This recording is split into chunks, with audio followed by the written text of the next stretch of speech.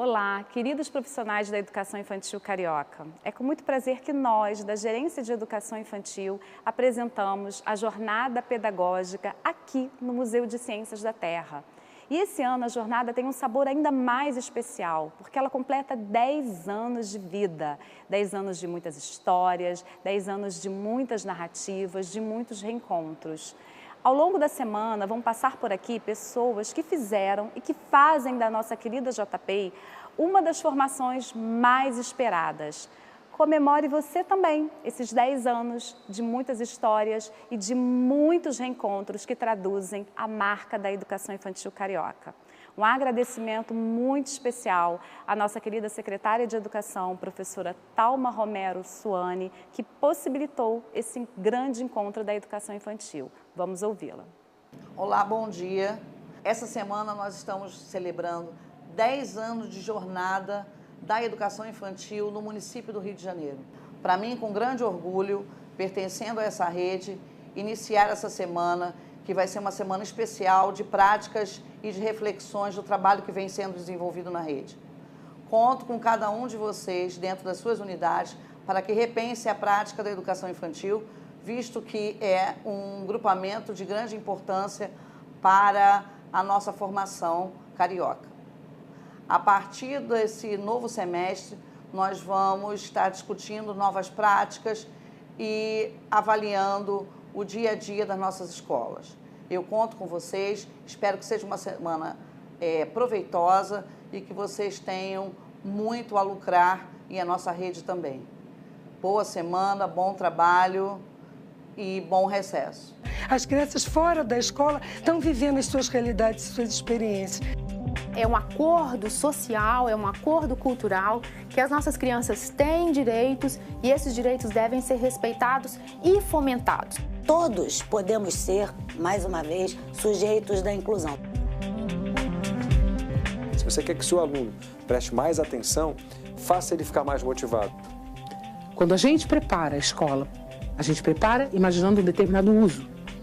E a criança subverte esse uso. Eu particularmente acho que nós precisaríamos descobrir melhor o mundo imaginário das crianças. Se a gente estiver mais próximo da linguagem da criança, a gente consegue se permitir mais a brincar e permitir mais que a criança brinque livremente. Vygotsky dizia claramente que de 0 a 4 meses é onde se vai definir a infância da criança. A consciência é um processo infinito de busca de respostas.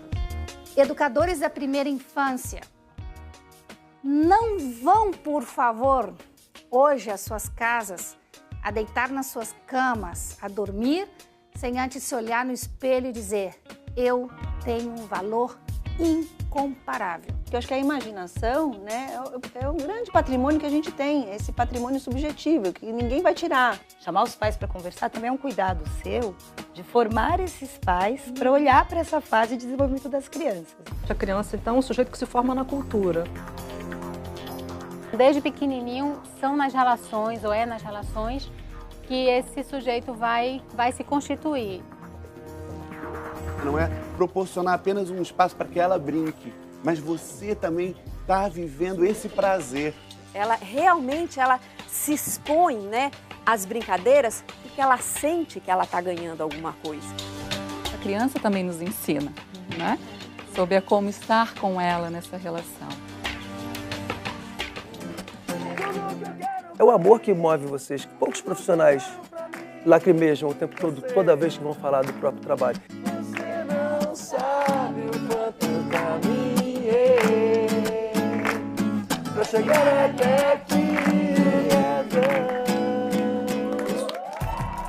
O direito à expressão, né, é um direito humano básico, mas que precisa ser atingido também na escola de educação infantil.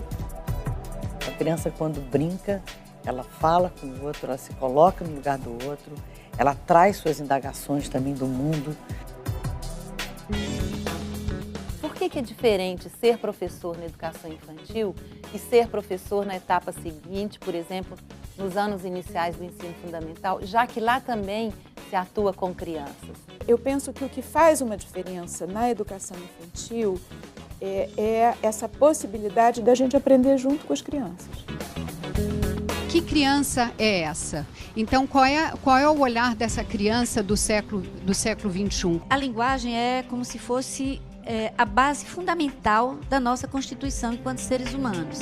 Os agentes, os outros demais trabalhadores das creches e das pré-escolas também são educadores.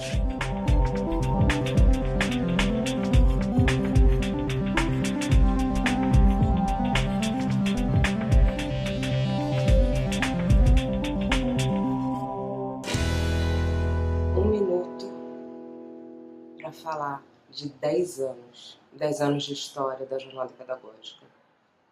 Pensar nesses 10 anos na minha vida é pensar em encontros. Encontros de todos os tipos, encontros com o saber, encontros com os teóricos, encontros com grandes referências da educação, encontro com os profissionais da nossa rede, encontro com amigos, encontro com pessoas que hoje eu amo de paixão, encontros comigo mesmo. Esses 10 anos em que a gente viveu muita coisa juntos. Olá, sou o Bruno, professor e faço parte da equipe GEI. Eu sou Mariana Zadminas, professora de Educação Infantil e faço parte da equipe GEI. Mari, hoje nós estamos aqui no Museu Ciências da Terra, localizado no bairro da Urca. Mas afinal, Mariana, o que viemos fazer aqui? Ai, Bruno, nós viemos celebrar os 10 anos da Jornada Pedagógica da Educação Infantil, florescendo práticas e contando trajetórias. Que momento, Bruno, uma década. Nossa, 10 anos. Quantos percursos, quantas histórias. E esse ano nós contaremos com 2 especialistas para falar conosco nessa roda. Nós teremos a Maria Clara Boing e a Natália Winkelmann. A Maria Clara é mestre em Educação pela UERJ e educadora coordenadora no programa CCBB Educativo. E a Natália, ela é mestre em Divulgação Científica pela Fiocruz e é gestora aqui do Museu de Ciências da Terra. E, além disso, vamos contar com os profissionais aqui da rede, gestoras e professoras articuladoras que vão estar conosco nessa roda. Essa roda promete. Ai, promete. Agora vamos parar de conversa e vamos começar logo essa roda? Vamos, vem com a gente.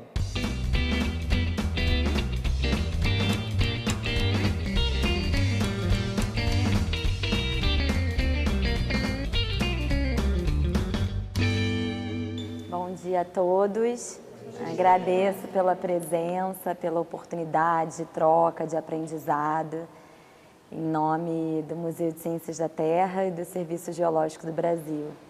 Meu nome é Natália Winkelmann-Rütberg, estou como gestora do museu e aqui eu trouxe uma conversa para a gente iniciar a respeito de práticas educativas, divulgação científica a partir da vivência aqui na gestão do museu, na educação, porque acredito que a gente não pode ver os campos no museu como campos tão distintos, né? E eu percebo essas conexões também com a educação. E claro, né, o grande aprendizado que a gente tem aqui no nosso dia a dia através das crianças. Os museus, ao longo do tempo, foram assumindo esse papel, né, de, com base na educação, estimular os sujeitos, para que os sujeitos se tornassem, de fato, os sujeitos do objeto museal, que não mais fosse uma experiência estática no museu, né, do qual você tem o tempo para contemplação, inclusive no trabalho com as crianças, isso é fundamental. A gente dá o tempo da contemplação, né? A gente dá o tempo do aprendizado, do olhar sensível para os acervos, para a natureza, mas você não está ali só para contemplar, você está ali para construir um conhecimento também, se o visitante quiser. Então, acredito que essa é uma experiência positiva também para a sala de aula, né? A gente propõe as práticas, a gente propõe as experiências, mas pode ser que a gente não tenha aquele resultado esperado, né? Mas uma vivência a gente vai ter, uma experiência a gente vai ter.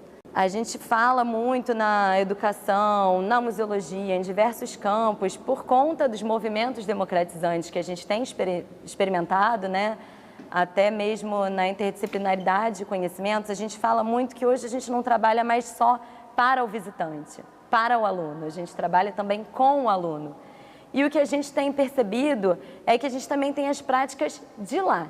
né? As práticas que a gente tem a oportunidade de experimentar hoje nas creches são as práticas de lá. São aqueles conhecimentos que muitas vezes a gente não vai conseguir construir porque eles andam paralelo, né, aos academicismos, ao que a gente estuda, ao que a gente propõe para aquele momento. Então, a gente também está aprendendo.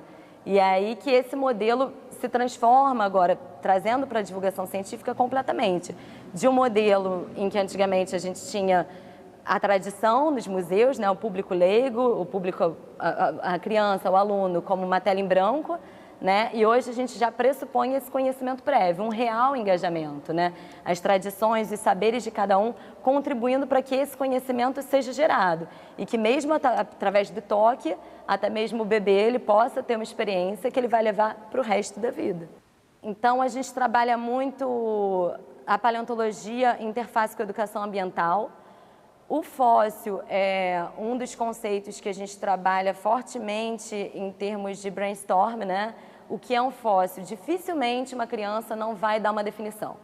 Ainda que seja mais cientificamente sólida ou correta, mas o que é um fóssil? A gente tinha uma datação há 12, 13 mil anos, né? Atrás, os vestígios mais antigos da natureza, até fazendo essa diferença em relação à arqueologia, que são vestígios da sociedade.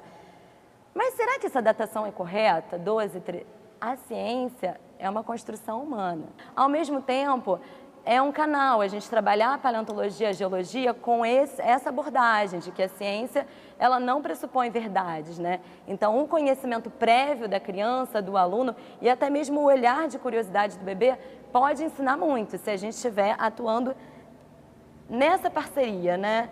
Buscando uma formação cidadã, buscando uma gestão formativa, porque o trabalho simples e bem feito, né? O trabalho olho no olho, como vocês mesmos, né? Os professores têm tanto nos ensinado que os bebês são sujeitos, respeitando o sujeito, respeitando o conhecimento prévio do sujeito, a experiência individualizada, aquela mediação não se forma com todos aqueles alunos como uma massa sólida, né? Cada um vai trazer uma experiência para aquele momento.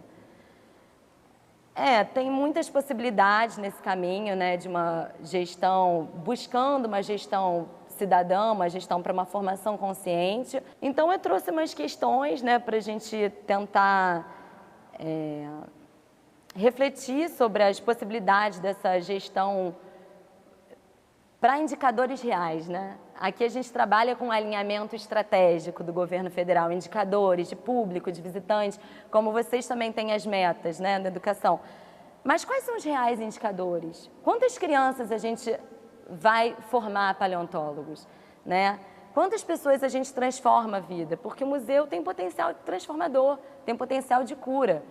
Assim como a educação. Então, esses são os reais indicadores, né? Não adianta a gestão ficar só em busca de recursos, de barreiras contratuais, né? Superar barreiras contratuais, vigilância patrimonial, se a gente não estiver buscando fazer as pessoas felizes e transformar as vidas. Como que a gente constrói esse conhecimento em diálogo, né? Porque tudo isso é uma proposta para que o professor também haja como mediador na sala de aula. Também entenda que o aluno tem um conhecimento prévio que pode ser construído no diálogo. Mas como a gente vai trabalhar esse diálogo real se a gente não tem uma educação básica em ciências da Terra, né? Os nossos mediadores no museu, por mais que a gente capacite, muitas vezes eles reproduzem o discurso dos especialistas, né? Porque a ciência seduz como uma grande ferramenta que pode salvar vidas, né? Então, para a gente poder compreender que os saberes populares, as tradições, a experiência do sujeito também podem contribuir com essa ciência, a gente tem que ter esse engajamento, né? Isso que eu venho chamando a atenção do olho no olho, a experiência individualizada para que possa contribuir para um processo conjunto de formação cidadã, de uma real inclusão, né? Um real engajamento. Então, eu trouxe essas questões para a gente não propor respostas, né? Mas para ampliar o debate. E aqui uma imagem para finalizar, que eu acho que ilustra muito tudo isso, né? Se vocês repararem, o bebê está tocando no fóssil. Isso são esqueletos reais que a gente tem nessa maquete. Obrigada. Muito obrigada. Obrigada, Natália, pelo acolhimento no Museu de Ciências da Terra. Muito obrigada ao convite da Gerência de Educação Infantil e a parceria com o programa CBB Educativo. Para a gente tem sido muito rico e obrigada a vocês também para disponibilidade de conversa hoje, né? Como o Bruno e a Mari me apresentaram, eu sou educadora coordenadora do programa CCBB Educativo, Arte e Educação.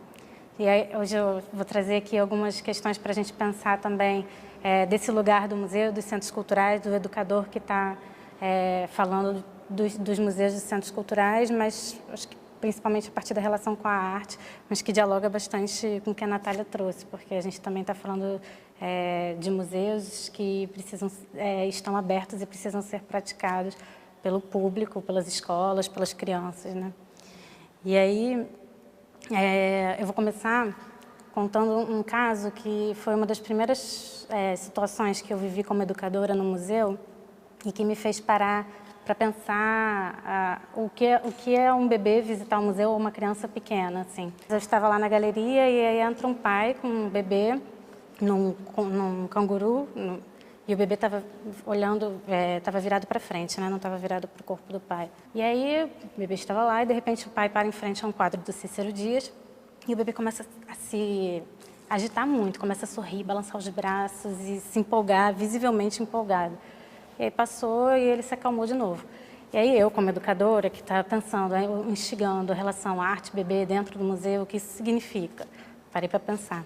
E aí fui me aproximar, depois que o pai saiu com o bebê, me aproximei do quadro com várias perguntas assim, o que será que esse quadro tem que instigou o bebê? Será que é a cor, a forma, o gesto do artista, o que esse quadro trouxe? E aí quando eu cheguei perto do quadro, eu me vi, porque o quadro tinha um vidro, ele estava dentro de uma moldura com uma tela de vidro e quando eu cheguei eu vi o meu rosto, porque o vidro refletia. E eu pensei, então, será que o que o bebê viu não foi a pintura, não foi a cor, não foi a forma ou o gesto do artista, mas foi ele mesmo ou um outro bebê? Enfim, foi uma das coisas que me deslocou assim, e fez pensar o que é essa experiência de visitar o museu, né? E aí eu trago aqui um documento que é bastante familiar para vocês, mais familiar para vocês do que para mim, que são as Diretrizes Curriculares Nacional para a Educação Infantil, e que me chamou a atenção a definição de criança, né? E aí a definição de criança diz que ela é um sujeito histórico de direitos que, nas interações, relações e práticas cotidianas que vivencia, constrói sua identidade pessoal e coletiva, brinca, imagina, fantasia, deseja, aprende, observa, experimenta, narra, questiona e constrói sentidos sobre a natureza e a sociedade produzindo cultura. Nessas mesmas diretrizes, fala dos princípios, que as diretrizes precisam seguir 3 princípios, né? Que é o ético, o político e o estético. E no estético vai falar da sensibilidade, da criatividade, da ludicidade, da liberdade de expressão, né?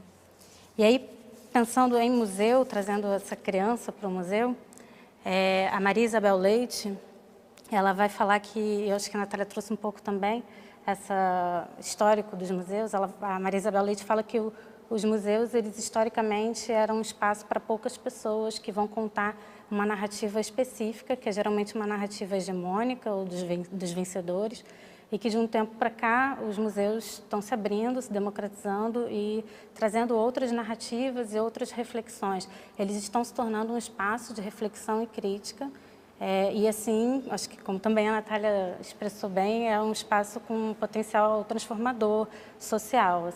E aí, por ele ter esse potencial transformador social, ele precisa ser acessível a todos. E aí a Maria Isabel Leite vai falar, então, que esse todos inclui a criança, porque se a criança, lá nas diretrizes, está indicando que ela é um sujeito de direitos, ela também tem o direito de estar no museu. E aí a Maria Isabel Leite ainda vai falar que o museu, ela vai defender o entendimento de que a criança no museu, ela não é só um público possível de estar no museu, mas ela é um público desejável. E aí a gente pensa que ela é um público que é importante que ela esteja no museu. Os adultos podem ser mediadores de trazer essa criança, né? Eu acho que aí entra um papel muito forte da escola, que leva as crianças também ao museu, ou desse pai que leva a criança virado para a exposição, né? Enfim, ele também está... a criança ela não vai sozinha. E, então, como entendendo já que é desejável que a criança esteja no museu e que é um direito dela, quando eu vou pensar a prática de educação no museu e a relação com essas crianças, eu penso em algumas questões.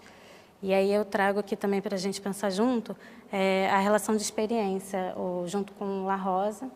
Ele vai pensar a educação a partir de um par, que é a experiência e o sentido, e sendo a experiência aquilo que nos atravessa, que nos toca, e que quando nos atravessa, nos toca, vai nos formar também e nos transformar, porque a gente vai dar sentido para essa experiência, e na hora que a gente anunciar esse sentido, a gente vai estar criando espaços de transformação para a gente, no coletivo.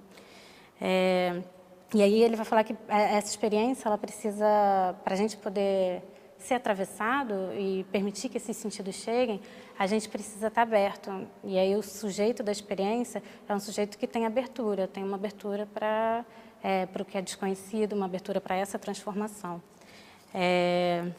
E aí eu penso que a criança é um sujeito privilegiado nessa abertura, porque nós, adultos, às vezes estamos muito fechados, não estamos abertos a experiências novas, ou porque a gente já tem sentidos muito construídos para a gente, e a criança cria outros sentidos. E aí eu trago também aqui o Manuel de Barros, que ele vai apontar um pouco para esses sentidos outros que as crianças criam, né? Ele, no poema Uma Didática da Invenção, tem um trecho em que ele fala: o delírio do verbo estava no começo, lá onde a criança diz, eu escuto a cor dos passarinhos. A criança não sabe que o verbo escutar não funciona para a cor, mas para o som. Então, se a criança muda a função de um verbo, ele delira. E aí o Manuel de Barros vai falar que vai convocar esse delírio do verbo para a poesia. Vai falar que o poeta precisa do delírio do verbo, né? Esse delírio do verbo que está ali com a criança, porque ela está aberta a delirar junto com o verbo, né? E aí, quando ele convoca para a poesia, ele está convocando para a arte. E aí que me interessa pensar também como educadora o campo da arte, né, da estética. O La Rosa, quando faz esse par, experiência e sentido, ele vai dizer que é uma forma de pensar a educação que se aproxima de uma estética, de pensar a estética. E aí, quando a gente fala de estética, quando a gente fala de experiência artística, a gente está falando do campo da educação, do campo do campo da arte e do campo dos museus de arte, que também estão lá. Que ocupam, né, o lugar da arte. E aí, mais uma pessoa para dialogar aqui que eu trago é o Rancière, com a partilha do sensível.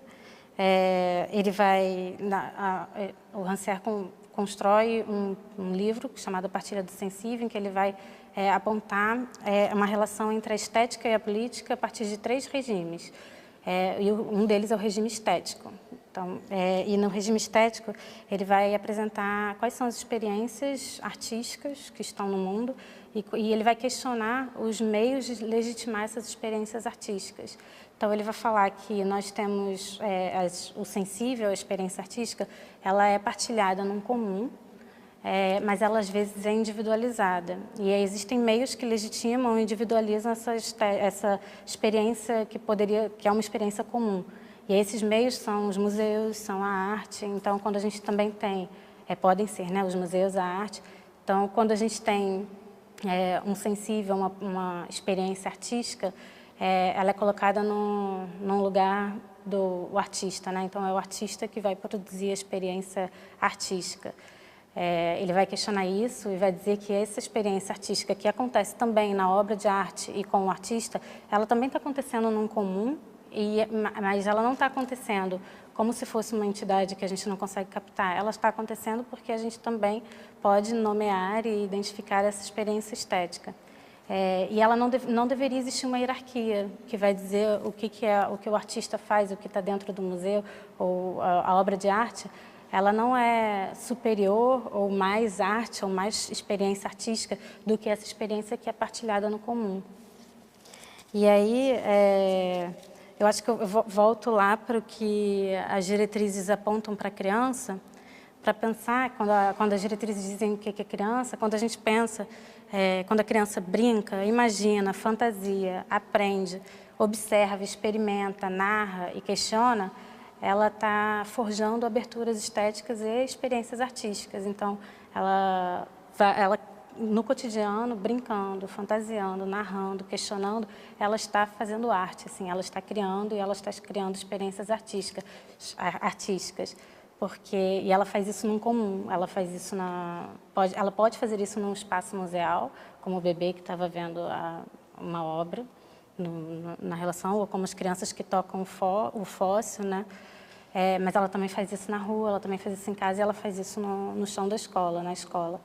E aí, mas aí o que ela faz é legitimado, porque ela não está dentro, o que ela faz não é uma arte que está dentro do museu, né? Então, quando eu fico pensando também nos nossos lugares como educadores, quando a gente está num lugar que legitima também, né? Então, acho que quando a gente também fica atento aos gestos que as crianças fazem, fica atento à forma como elas estão brincando, narrando, questionando, inventando, a gente consegue identificar e produzir sentidos para a gente também, porque o fato da criança ter lá, voltando no meu relato, na minha experiência com o bebê e a obra, quando eu acho que o bebê estava se vendo porque eu me vi, eu também estou produzindo sentido. Eu não sei o que o bebê realmente sentiu. Mas quando a gente fica atento e produz junto com as crianças, a gente pode identificar, nomear e valorizar essa produção artística que emerge desses cotidianos, né? Que vai ser dentro do museu, que vai ser fora, que vai ser na escola, sem uma hierarquia de valor, sem entender que o lugar do artista é um lugar superior, embora a sociedade, os discursos da sociedade colocam a arte num lugar de privilégio, colocam a produção, a criação e a produção artística nesse lugar de privilégio que está dentro dos museus. E aí, por isso que os museus também precisam se abrir e abrir espaço para que outras estéticas e outras produções artísticas ocupem também esses espaços, né? Estéticas e produções artísticas que vão vir da criança desde bebê. Então, o bebê também produz arte, né? Eu acho que é um pouco... e aí eu penso, são algumas questões pensando estética, educação, bebês, que eu, como educadora, também me pergunto e gosto de pensar e debater junto para a gente pensar como junto, e é esse junto. São, acho que, todos os agentes ali desse comum, dessa partilha do comum, que somos nós, educadoras de museu, vocês, professoras de escola, os bebês, o espaço do museu, as obras de arte. Então, as obras de arte são mais um agente para a gente dialogar, né? Elas não precisam ser o centro. Então, que todos esses agentes podem criar juntos, que não vai ser uma criação só minha, nem uma criação só do bebê, nem uma criação só do artista, né? Do bebê ou da criança pequena. É uma criação que é tecida nesse coletivo. Algumas reflexões que eu queria trazer para a gente pensar o que é um museu de arte, onde a estética acontece, né? Onde a experiência artística pode acontecer e quem legitima ela e quem produz e o que a gente pode fazer juntos, tecendo essa educação que é no comum, né? Na partilha desse comum. Bom, minha pergunta é para a Natália mesmo. Eu queria saber, enquanto gestão, como nós podemos propiciar aos educadores elementos para trabalhar com os bebês e com as crianças numa unidade onde aparentemente não possui recursos naturais. Independente do espaço, a própria cidade que a gente está falando, né, o nosso lugar de fala aqui do Rio de Janeiro, ele é privilegiado nesse sentido, né, porque a gente tem interações, né, interação da natureza com o cenário urbano, interação dos centros urbanos com as favelas, das periferias. Então, acredito que o uso da criatividade, não tem muitas ferramentas, né? Não tem receitas prontas para a gente lidar com esses obstáculos, né, que são impostos, mas que já fazem parte do nosso cotidiano. Então, a experiência própria, o diário de bordo, todos os dias a gente anotar aquelas experiências, aquelas vivências, isso vai ativar, aguçar um pouco mais a nossa criatividade diante desse cotidiano de limitações, né? Agora, você trabalhar com a natureza, com esses sentidos, né, possibilitados pela natureza, sem o recurso natural, eu não acredito. tá? Eu acho que cabe um papel muito importante da gestão e do professor de mudar um pouco o discurso, né? Como a gente veio conversando com os colegas da Geide, não toca na pedra, porque a pedra é suja, solta essa terra, sai da terra, sai. São os poucos recursos que a gente tem. É a pedra, o paralelepípedo. Então, assim, são elementos da natureza transformados, né? E no caso, se a gente falar das ciências da Terra, da geologia, a geologia está em tudo. Está no celular, entendeu? A gente tem elementos minerais no celular. A latinha de refrigerante, né, é feita de um mineral. Então, assim, a gente tem o minério, a gente tem na mídia a questão das barragens, da mineração, mas qual o potencial que a mineração traz no dia a dia dessas pessoas? Então, acredito que o discurso da natureza, por mais que você não tenha o acesso a ela, né, por mais que você não tenha meios de possibilitar uma aula de campo, eu mesma ficava muito tocada quando parava o 107 aqui, Central Urca, e desciam aquelas professoras com 50 alunos de 2, 3 anos. Isso me emocionava, isso me dava razões para continuar, sabe? E assim, por mais que a gente não possa possibilitar meios, ônibus para buscar os alunos, a gente pode implantar esses pequenos discursos, né? Se a gente atentar para as experiências cotidianas. Os bebês são naturalmente muito curiosos. E pensando nisso, na prática diária, como a gente pode abordar essa curiosidade de uma forma que essa postura investigativa não se perca ao longo da infância? A gente já pode ter perdido essa postura, né? Acho que começa pela gente, essa abertura, que eu acho, como eu pensei, eu trouxe, porque eu vejo que os bebês e as crianças, eles já têm essa abertura, como você falou, para investigação, para curiosidade, e vai perdendo isso. Então, eu acho que se a gente quer incentivar, é um trabalho também com a gente, primeiro, na nossa formação, na nossa abertura, para garantir que esse espaço continue aberto, né? A gente precisa abrir, deixar que e identificar que esses gestos e essa curiosidade está acontecendo ali, né? Porque às vezes a gente endurece esse olhar, fecha essa abertura, já cria os nossos sentidos prévios, e quando o bebê está investigando, a gente só... Não, então não é, né? Agora não é momento para fazer isso, mas quem disse que não era, né? Porque para os nossos sentidos prévios não é, mas... Então, acho que é um trabalho que começa na nossa formação de educadores. Eu acho que eu vejo assim, né? Pensando também no espaço, da onde eu falo, que é o espaço do museu. É muito mais fácil dizer que não pode tocar, que não pode fazer e seguir a cronologia de uma exposição quando deixar livre, né? E deixar... Porque eu não vejo uma exposição de forma livre. Eu também, meu corpo já está condicionado a experimentar o espaço, ou estar naquele cotidiano de uma forma como deveria estar, né? Sem muito espaço para criação, para investigação, para curiosidade. Ainda nesse caminhar, me remete muito também às aulas passeio, que Freinet nos inspirou tanto, né, na construção dessa atividade, que permeia as nossas práticas, permeia também as nossas ações, e como pensar em museu, como pensar em espaços também educativos, sem pensar também nessa possibilidade. Como podemos, né, propiciar às nossas crianças atividades significativas nesse sentido, ou levar o museu para os nossos bebês, né, pensando também nos nossos bebês, ou então levar os nossos bebês para o museu, né? Como podemos também ampliar, explorar nesse sentido? Eu não acredito muito nas coisas separadas, né? Gestão e educação. Inclusive, eu repenso o lugar do setor educativo no museu. Esse museu ele tem uma função educativa, né? E na sala de aula, na busca de experiências criativas, né, da contemplação investigativa, acredito que os campos também, né, trazendo Bourdieu, os campos eles não são tão estanques, né? As experiências se complementam, elas não se sobrepõem necessariamente, elas se complementam. Então,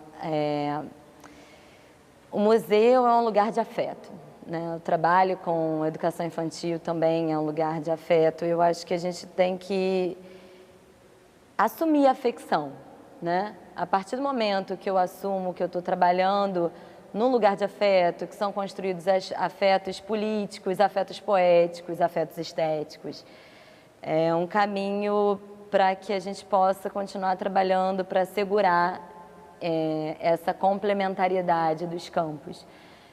São caminhos possíveis, né? E com o tempo a gente aprende a respeitar o momento da criança na sala de aula, as experiências individualizadas, o momento da equipe e o momento da administração pública. Então, acho que é muito a questão da gente avaliar cotidianamente as experiências. Assim, eu sou defensora dessa interdisciplinariedade com a antropologia, com a etnografia, da gente tentar representar essas experiências, essas vivências no dia a dia. Porque, por exemplo, as experiências lúdicas e criativas, quando a gente traz para a nossa experiência aqui no museu com o pessoal do Instituto Psiquiátrico Felipe Pinel, da UFRJ, no início eles não agendavam as visitas, eles chegavam. Hoje, quando a gente vai nas itinerâncias, eles que buscam, eles que levam os monitores, porque a gente passou a trabalhar com diário de campo, né? Para que a gente pudesse, como a Maria Clara colocou muito bem na última questão, conseguir representar a nossa própria experiência e, assim, conseguir ganhar mais espaço nessa nossa busca, né? De ter um contexto sólido para essa experiência, porque é aquela questão, será que todas as atividades lúdicas, todas as atividades lúdicas, sensoriais são engajamento? Elas trazem isso que a gente, né, busca com Marta Marandino na mediação do real conhecimento, elas trazem a teoria do engajamento da divulgação científica, tem que estar contextualizado, não basta a criança sentar, colocar, desenhar a máscara de dinossauro se a gente não trouxer o potencial daquele acervo bibliográfico para ela. Eu acho que perfeito, assim, o que a Natália trouxe, e acho que são dois movimentos que também andam juntos, pensando nesse passeio, nesse caminhar, nessa circulação, que um é de uma democratização dos espaços culturais e de acesso, que é uma questão de acesso, então, se o museu é um direito de todos, e ele é para todos e com todos, ele precisa ser acessível, que é uma questão de democratização desse espaço. E eu acho que a outra questão, que vai muito de encontro também com o que a Natália fala, com esse caminhar também, que acontece na escola, que não precisa ser no espaço do museu, mas ele acontece em muitos espaços-tempos, é a democratização cultural desse espaço. Então, se a gente tem a democracia cultural, desculpa. Então, se de um lado a gente tem a democratização, que é abrir esse espaço e torná-los acessível, do outro lado a gente tem a democracia cultural, que é entender que esse espaço não está dizendo nada para o cotidiano daquelas pessoas e que eles precisam, aquelas pessoas, os públicos do museu, também podem fazer o museu, também podem estar representados no museu ou nos espaços culturais. E essas representações, essas criações, elas estão nos caminhares, né? Na escola, estão em outros espaços. Natália, bom dia, tudo bem? De que maneira o museu, os especialistas podem estar ajudando, colaborando para as práticas, né, do educador? É fundamental que o especialista que trabalha a favor da educação ou em parceria com a educação e no museu e com o museu entenda os lugares, né? O lugar de produção, consiga compreender um pouco dessa sociologia da ciência, né? Que ele ali, enquanto cientista especialista, não é um super-herói, né? Que se a criança está falando ossos ao invés de fósseis, também é um conhecimento. Então, acredito que a gente possa abrir caminhos para isso, né? Que a gente possa ajudá-lo também. Nós, na educação, na gestão, o professor, que cada vez mais a gente rompe essas barreiras, né, entre o conhecimento real, construído no diálogo, né, o conhecimento formal, né, porque a escola, como bem trouxe Foucault, a gente tem ali a disciplina dos corpos, né, a gente está educando para o mercado de trabalho, de certa maneira. Então, a gente trazendo um conhecimento em conjunto, construído no diálogo, como a gente vem propondo, o professor enquanto mediador, a ciência ganha também. Então, acredito que, nesse sentido, o especialista possa ser educado. Maria Clara, a sua fala me inquietou enquanto professora de educação infantil, quando você citou as DCNEs, as Diretrizes Curriculares Nacionais para a Educação Infantil, no sentido do princípio estético. E aí eu pensei, esse documento, ele passeia entre a educação e a arte também, quando a gente pensa a criança. E interessante porque hoje... Então, não é só a educação que quer pensar e anseia pensar a criança nesse ponto de vista como produtora de cultura e também que constrói conhecimento. Então, eu gostaria que você ampliasse, endossasse nessa relação sensível da nossa formação com os museus. Você também citou a questão de estarmos abertos e quando a gente amplia o nosso olhar, a nossa sensibilidade, ela atinge, né? Ela alcança a curiosidade da criança. Então, eu gostaria que você ampliasse a fala no sentido da nossa formação enquanto professores de educação infantil, educadores de modo geral, né? Vanessa traz... que você percebe que não é só a educação que está também convocando a arte. Não sei se eu posso entender que a arte também está convocando a educação. Assim, eu acho que esses campos, também como a Natália falou, não estão tão engessados, eles dialogam e eles podem aprender muito com o outro. Eu posso falar, talvez, como formadora de espaços museais e como educadora do campo do museu, não como professora de educação infantil, mas o que eu aprendo com a educação infantil, com os professores de educação infantil e com essas aberturas e esse olhar para as crianças que estão na curiosidade, que estão aprendendo. E eu acho que isso tem muito que ensinar também para os espaços de arte, né?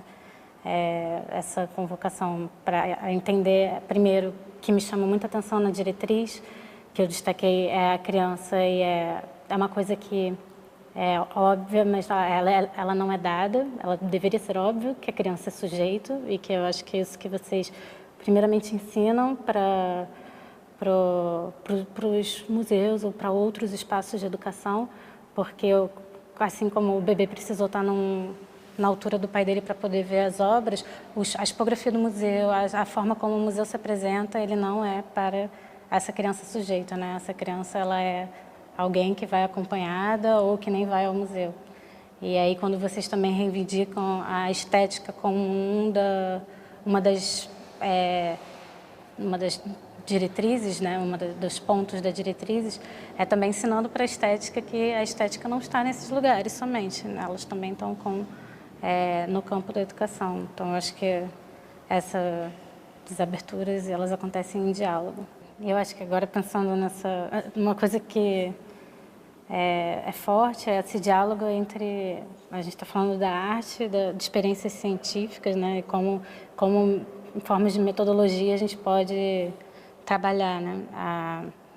A relação com a ciência, que pode também ser a relação com a arte. Eu acho que tem muitos pontos em comum.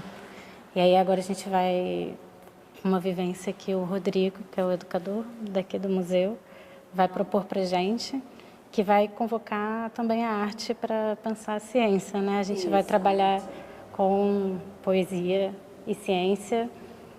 A arte, a inclusão, né? Que a gente trouxe também, a acessibilidade atitudinal, como estimular, né? Carimbos de pegadas de dinossauro, oficinas de réplicas, tudo isso. A gente acredita fortemente que os meios são experimentais, né? Contação de histórias, então a gente convida vocês a vivenciarem com a gente.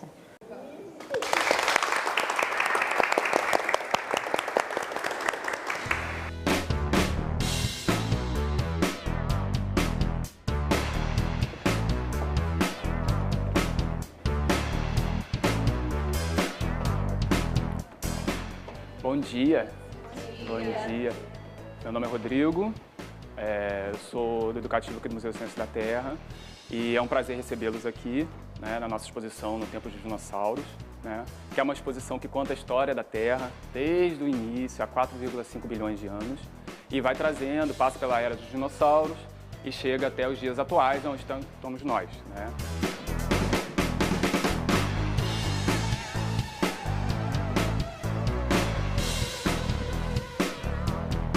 O que tem nesse ambiente assim que seria muito bem explorado, tirando o visual? Teria alguma coisa palpável? Ou o museu está distante? Como é que a gente poderia fazer? Olha, está bem próximo. Poderia encostar? Sim, nesse Então eles caso. com certeza iriam amar sentir esses elementos naturais, né? Não está só dentro do museu. Está em volta, só a gente olhar, né? As comunidades, dentro da escola.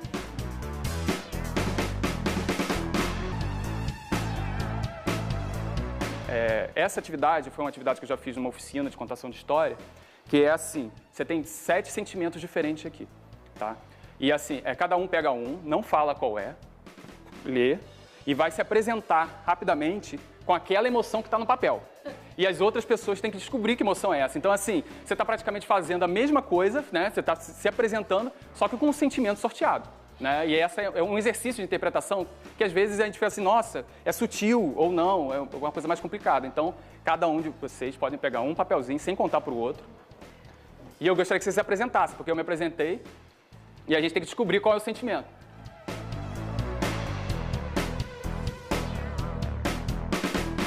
Meu nome é Karina Serra. Meu nome é Viviane. Meu nome é Bruno. Vocês conseguiram descobrir qual era o sentimento que cada um apresentou? Sim. Ficou bem claro? Qual foi o seu? Medo. Peraí, volta aí. Qual foi o seu? Medo. Euforia. Irritado. Cansado. Feliz. Angustiado. Snob. Então, nessa questão aí, foi só uma brincadeira rápida, do quanto a gente precisa, né, dar uma emoção quando a gente está falando com a criança. Vocês sabem muito bem disso, né? O que eu ia pedir primeiro é que vocês fechem os olhos, que eu vou trazer um material para vocês pegarem, e aí você vê como que pode ser feita essa imagem mental a partir desse material. Combinado? Um dinossauro, um jacaré, eu acho. Está despertando curiosidade isso aí? Sim, principalmente aqui, parece uns dentes, talvez.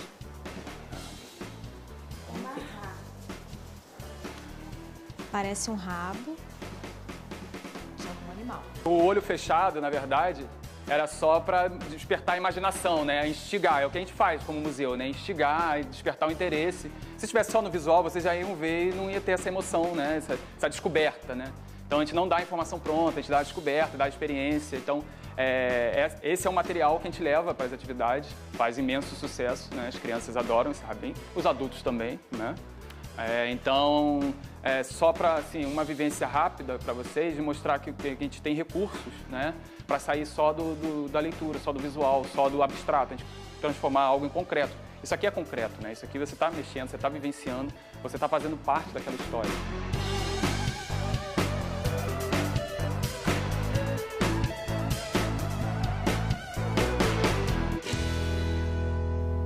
Nossa, Bruno, que roda, quanta troca, quanta experiência. Ai, mas e amanhã, hein? Como é que será? Amanhã tem mais, pessoal. Vem com a gente.